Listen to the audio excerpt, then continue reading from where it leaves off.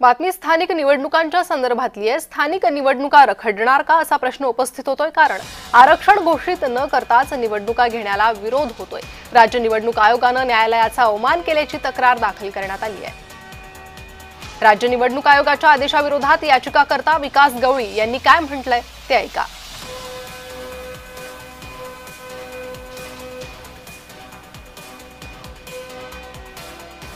तर याचिकाकर्ता विकास गवळी यांनीही या संदर्भात प्रतिक्रिया दिलेली आहे। आरक्षण घोषित न करताच निवडणुका घेण्याचा त्यांनी विरोध केलेला आहे, कारण त्यानंतर विजयी उमेदवारांचं भवितव्य धोक्यात येऊ शकतं असं त्यांनी म्हटलेलं आहे।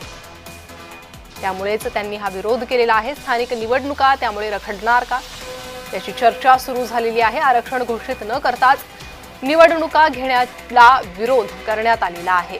याच्या विरोधात तक्रारही दाखल करण्यात आलेली आहे। निवडणूक आयोगानं न्यायालयाचा अवमान केल्याची तक्रार ही देण्यात आलेली आहे।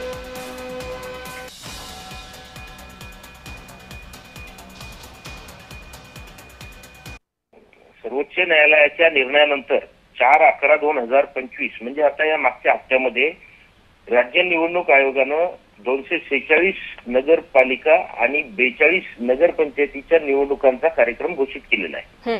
त्या कार्यक्रमामध्ये त्यांनी एक पॅरेग्राफ असा टाकलेला आहे की सदरच्या सार्वत्रिक निवडणुका माननीय सर्वोच्च न्यायालयाच्या दिनांक 6/5/2025 रोजीच्या आदेशान्वये विशेष अनुमती याचिका क्रमांक 19,756/2021 व संलग्न याचिकांमध्ये होणाऱ्या अंतिम निर्णयाच्या अधीन राहतील।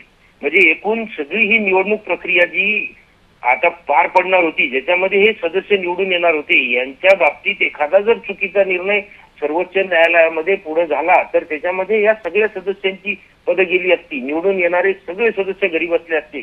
जसे याच्या अगोदर 289 सदस्य त्यामध्ये पदमुक्त झाले होते आणि नवीन निवडणुका घेण्यात आल्या होत्या। तशी परिस्थिती सध्याच्या या सर्वोच्च न्यायालयाच्या आदेशानुसार राज्य निवडणूक आयोगानं जो काही त्यांचा निवडणूक घोषित करण्याचा आदेश केलेला आहे त्याच्यामध्ये झालेली आहे।